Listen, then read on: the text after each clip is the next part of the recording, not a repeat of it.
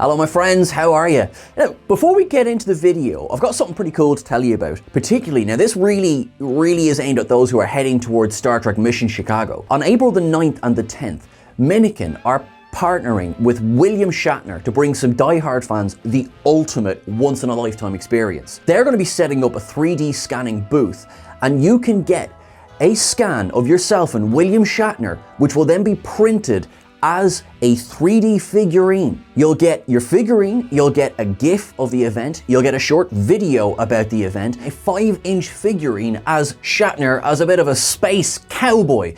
Because, you know, we're a little bit of a reference to his ranch days and also looking into the future. He's gonna have a planet in one hand and a ship in the other. Frankly, sounds pretty cool. This is pretty cool as well because there's gonna be a space in the front of these models for Shatner's digital signature. Now, he doesn't do signatures, so this really is a once-in-a-lifetime thing. Tickets are only available until the 30th of March.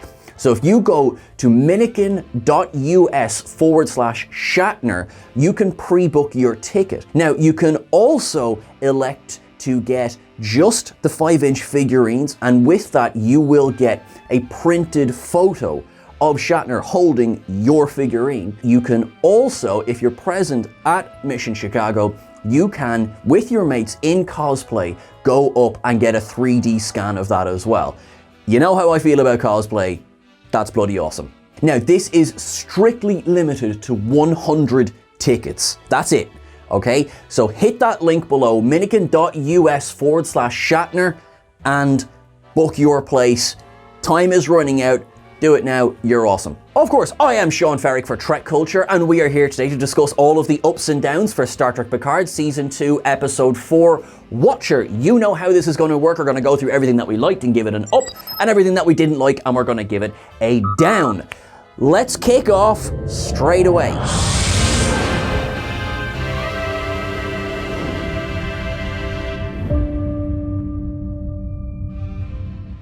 Okay, so we open up in Le Bar in France, where Picard is obviously elected to set down La Sirena so that it will be away from any prying eyes. Okay, this is cool. Down. They talk about how there's no power on the ship. It's, you know, they struggled to get the transporter working. Jurati is freezing because she's still reeling from last week's partial assimilation. And, you know, she needs a bit of heat. And Picard's like, oh no, sorry, there's no heat. Computer, engage cloaking device. You either have power or you don't. The cloaking device is more important than keeping your people on the ground alive. That was a down for me. That was a little bit silly. Once they get off La Sirena, because Picard says, well, look, we need to get you warm. So they're going to go into Chateau Picard. This is where I go to my first up of the week.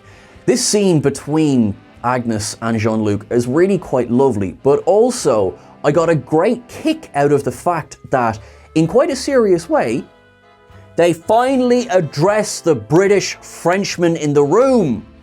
Obviously, Chateau Picard is abandoned at this point in history, and he explains that during World War II, the Nazis used it as a base of operations, that his ancestors only managed to escape and survive by using tunnels that were hidden underneath the chateau. Agnes says, where did they go? And he goes, England. Nice and straightforward. There you go. It hadn't been said on screen before, so I really enjoyed that. Because it was such a knowing nod to the fans without it being overly telegraphed. You know, sometimes you run into this issue where, you know, pronunciation, as I just shown, is different from expectation.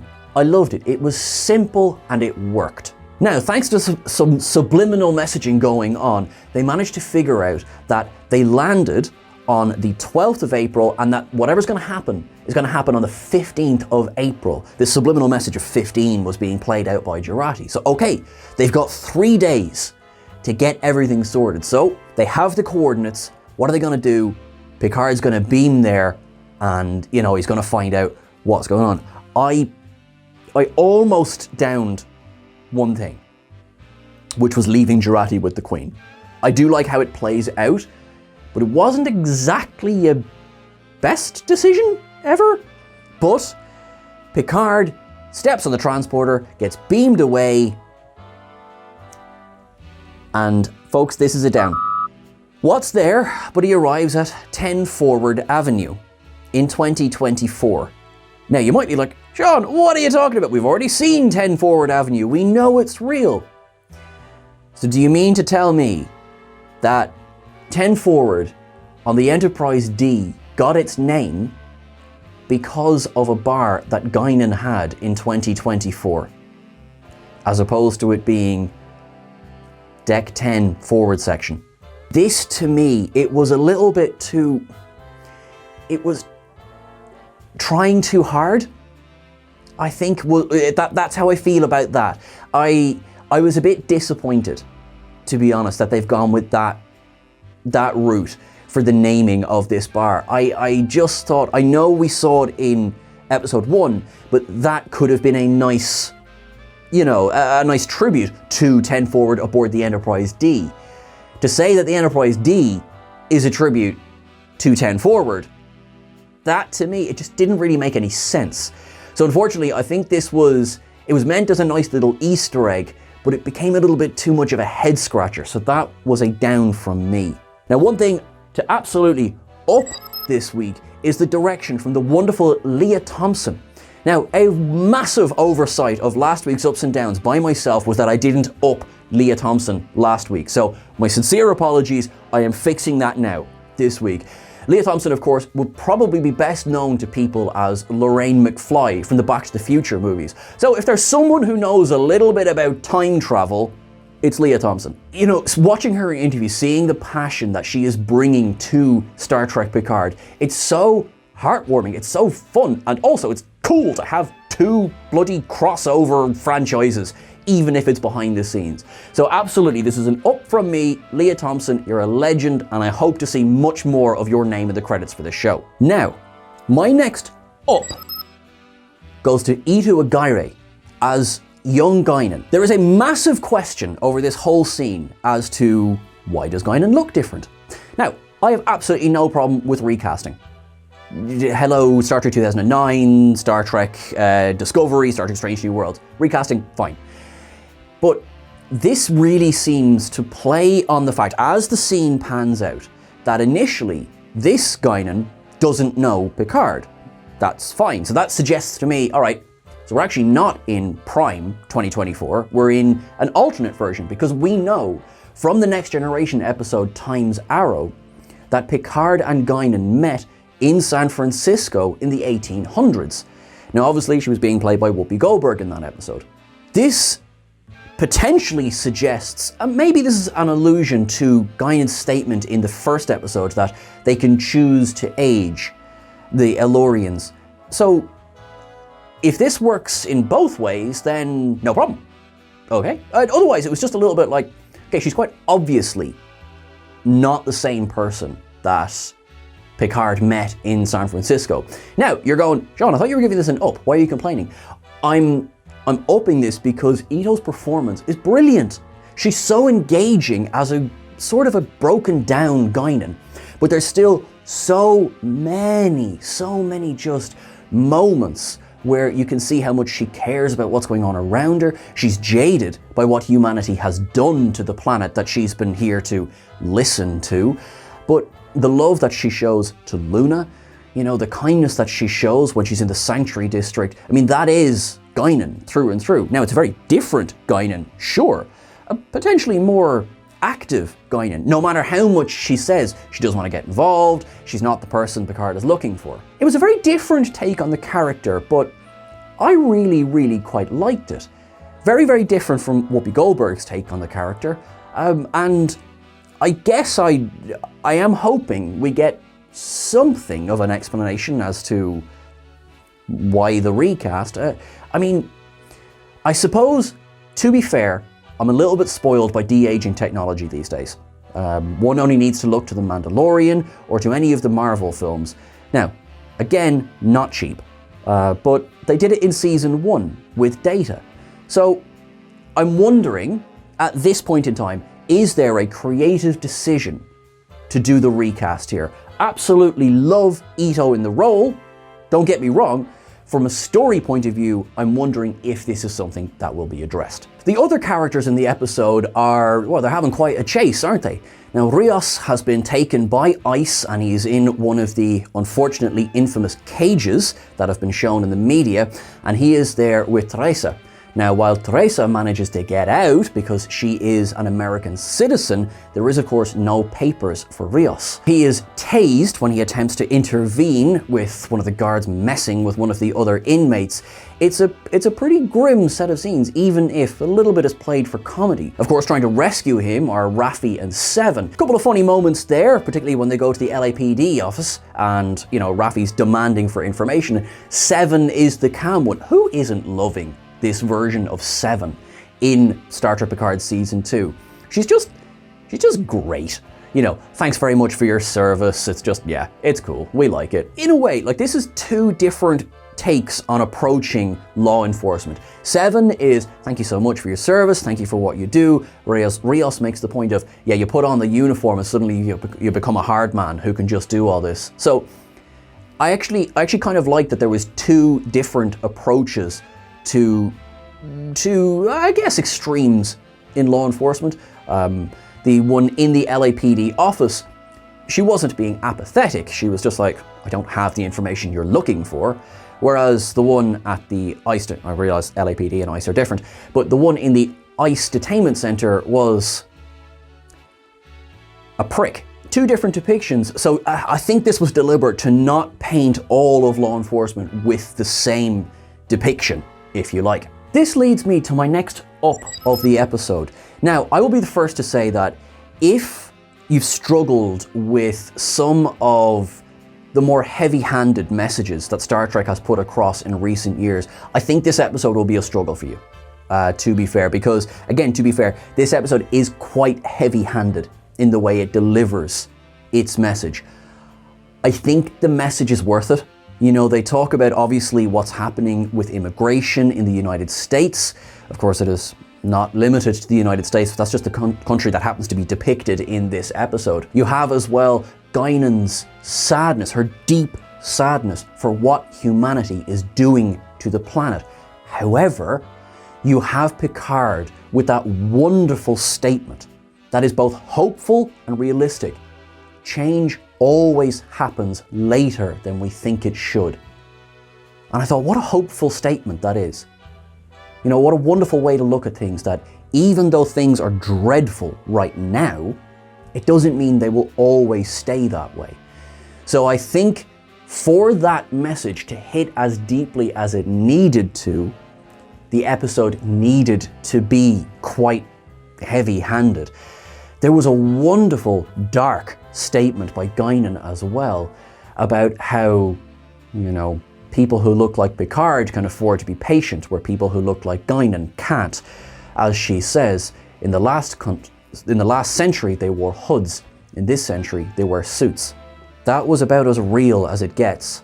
And I thought, yes, overall the message behind this episode, so powerful, so strong, yes, heavy-handed, but I think it was necessary. I do have a down. So after the chase along the highways and the main streets of LA, you have Raffi and Seven and they're bickering. I really enjoyed that. That was fun. We saw that in the trailer where they both kind of shout at Jurati to stop and she says, hey, look, you're communicating. And look, that was all fine. But, you know, Jurati tells them they got to slam on the brakes. That's fine. And so they do that. The car is stopped in the middle of the street in broad daylight and Jurati beams them out of there. Like, down. Butterflies, everyone? Like, that has got to affect the time stream. She could have said, look, you need to get somewhere quickly, you know, you need to get somewhere, you know, even get down an alleyway or something. But it was the middle of the street. I just thought, wow, we're never going to mention that again, are we? That's why I think that's annoyed me as much as it did, because that is like the biggest example of interfering with the timeline, like obviously with future tech. You know, when Raffi pulled out the phaser, nobody else saw that. You know what I mean? And Rios's comm badge, that is still sitting in the clinic. Oh, that's not good. Another down I actually have is that once Picard tells Guinan his name, that's when she decides to help. So that suggests to me that this is the same Guinan who had been in San Francisco. Now, I've already addressed, we'll worry about, why she looks different when we get there, if we get there. But okay, so let's take, for example, now that she is the same Guinan. So, just nearly, 150 years later, he goes, I'm Jean-Luc Picard, and she goes, oh. And then she decides to help him. Now, what she says is that there are, watchers, they call themselves guardian angels, and they're dotted all throughout the galaxy. They like to, they keep a special look on people with destiny and fate, and I bet she's going to want to meet you. Why on earth couldn't Guinan have told him that earlier? If maybe it was she needed the name. Okay, look, in fairness, it's been about 150 years. Grand, she didn't immediately recognize him. I've heard of crazier things, but it cost her nothing to tell him. So that really stood out for me, because that suggested that all of the previous conversation was padding. And I think it's better than that. I don't think it deserves to be thought of as padding. So yeah, I was a bit like, huh. Yeah, and again, it was a bit kind of like, okay, grand, and I've brought you to the park now, and now I'm being sent away, and it was a little bit meh for me. Back to the positives. Jurati and the Queen, another strong week again. This is an up. I like the way Jurati effectively plays the Queen. And the Queen is obviously trying to play Jurati. She's trying to sell the sexiness of assimilation. And there were moments where I was watching Annie Wershing and I was like, I'm having very strange thoughts. I think I'd like to be assimilated. She is trying to seduce Jurati into joining her in a sort of hive. Now, some trailers might suggest that maybe Jurati's not actually as resistant to this as she seems, but I do like the bait and switch at the end. She gets the Queen to help with the transporter and then restricts her access again. And that Queen looks pretty pissed off by the end. So, fair play, Jurati. Dangerous game you're playing, but fair play. The last up of the episode is the double appearance of Orla Brady and John Delancey.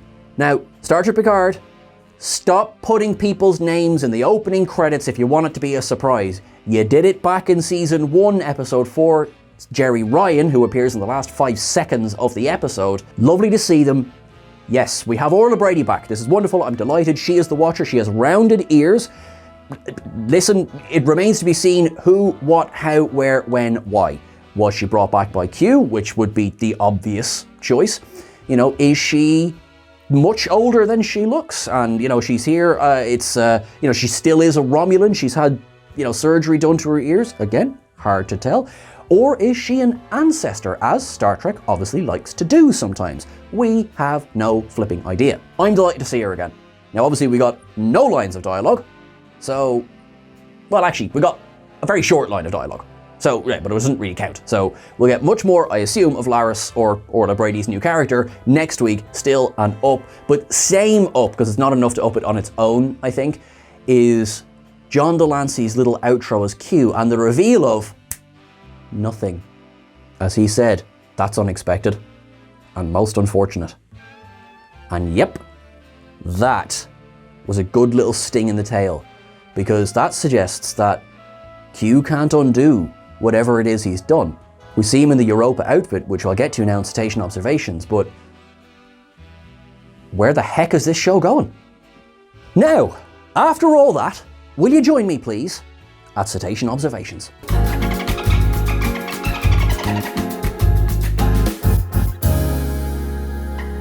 Alrighty, so we have a reference to Dixon Hill. We have episode You Take Another Up.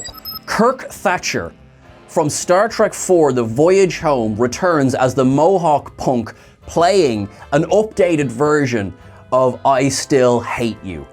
I love this! And then, Seven says, will you turn off that noise? And he just checks his throat, remembering vividly the Vulcan nerve pinch. He turns off the boombox and says, sorry, I just like the song, sorry. I nearly cried with laughter. Like, that was wonderful for me. There's such an up. Sori and Brandy in the bar. We have Guinan keeping a gun under the bar, which of course is a callback to night terrors in Star Trek Next Generation. There's quite a few from the episode The City on the Edge of Forever, which of course showed Kirk and Spock traveling back in time. They meet Edith Keeler. Now, what do we have? Just outside 10 Forward Bar, we have the very same boxing poster that they appeared by. Now, we also have Floyd's Barber Shop, which is what Edith Keeler and Captain Kirk were walking past on that fateful night. We have the 21st Street Mission, which of course was where Edith Keeler was operating out of. Now, we also have a Sanctuary District poster sitting up there as well. Rios says that the ICE officer has a face like a Ferengi, and when he launches into his explanation about, I am Captain Rios of the USS Stargazer, like obviously he knows this ICE officer is not going to believe him, but I got real shades of Chekhov with the Enterprise crew, again from Star Trek IV The Voyage Home. Q's newspaper had Brinner fights unionization. Now Brinner was Dax's friend in the DS9 episode Past Tense. Bit sad to see he's fighting unionization, kind of thought he was a good guy. They are sitting at Jackson Roykirk Plaza. Jackson Roykirk was the creator of the Nomad probe that arrived in the TOS episode The Changeling. Now, that was launched in canon in 2002, and Roykirk himself died in 2022, 2 years before this episode is set. He was also said to be a designer of the DY-100 class, the Botany Bay. So there is another slightly obscure reference to Khan. We get a cameo at the end from Penelope Mitchell. People might recognize her from either Hemlock Grove or the Vampire Diaries. I don't know why I couldn't pronounce that. And she is reading the book The Pallid Sun, written by Tracy Torme. Tracy Torme is of course one of the writers from the early years of Star Trek The Next Generation. Earlier in the episode, Brian Quinn of the Impractical Jokers is the lovely Dale who comes to pick up Luna from Guinan. This one might be a stretch. Guinan says that the Watchers like to refer to themselves as guardian angels. They are surrounded by references to City on the Edge of Forever. Time travel. Might we be seeing a reference to the Guardian of Forever? Last but not least, a nice little real-world cameo. The Crypto.com arena, which is right beside where Sevi? I've just mashed their names. Seven and Raffi are having their car chase. It's where the Lakers play. I am told they are a sports ball team.